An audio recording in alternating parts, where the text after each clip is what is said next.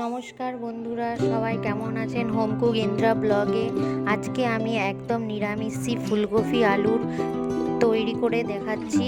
তো রেসিপিটা যদি ভালো লেগে থাকে অবশ্যই লাইক, কমেন্ট, শেয়ার, সাবস্ক্রাইব করবেন। তো আমি ফুলকপিগুলো কেটে নিয়ে ভালো করে নুন হলুদ দিয়ে ভেজে নিয়েছিলাম। এবার ওই কড়ার মধ্যে আবার তেল দিয়ে আলুগুলোকে ভালো করে ভেজে নেব। আলুগুলোকে নুন হলুদ দিয়ে ভালো করে লাল লাল করে ভেজে তুলে নেব।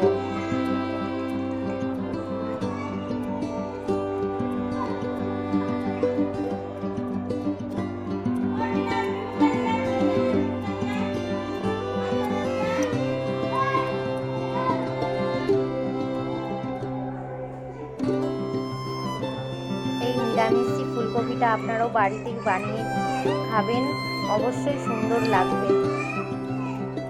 তো আমি কড়াইতে তেল দিয়ে শুকনো লঙ্কা তেজপাতা দিয়ে ভালো করে গরম করে ভেজে নেব।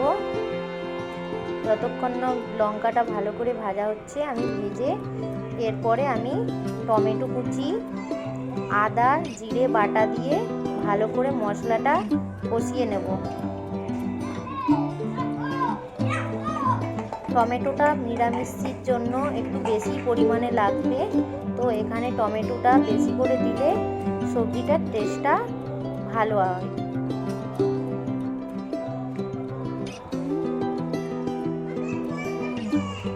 একটু নুন দিয়ে দেবো যাতে টমেটোটা গলে যায়।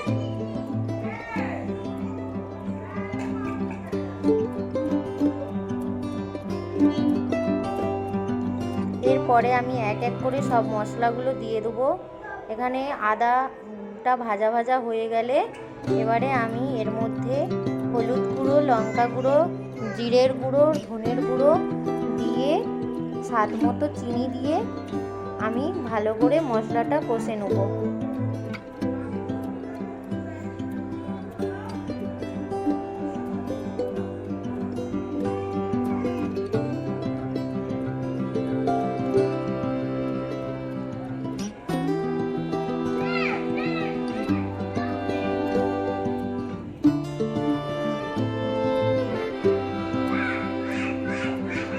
এখানে সব মশলাগুলো দেওয়ার পরে আমি সামান্য জল দিয়ে দেবো। জল দিয়ে ভালো করে আমি মশলাটাকে কষিয়ে নেব।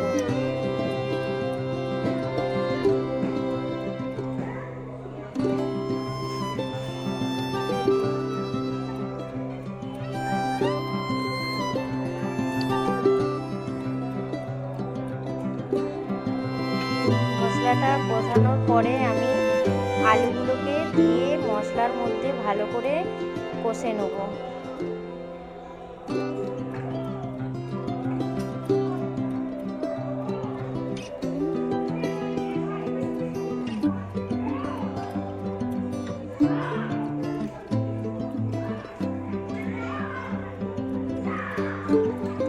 আমার ফুলকপি ভাজতে অনেকটাই তেল লেগেছিল, তো সেই তেলটা আমি আবার মশলার মধ্যে দিয়ে দিলাম। ভালো করে নেড়ে এবার জল দিয়ে দেবো। আলুটা যতক্ষণ না সিদ্ধ হচ্ছে ততক্ষণও আমি ঢাকা দিয়ে রাখবো।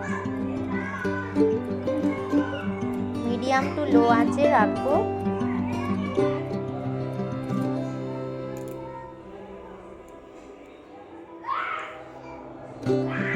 আপনারা এইটা রুটি বা ভাতের সঙ্গেও খেতে পারেন। তো ভাতের জন্য একটু ঝোল ঝোল বানিয়ে নিয়েছি আমি, রুটি হলে আর একটু মাখা মাখা হতো।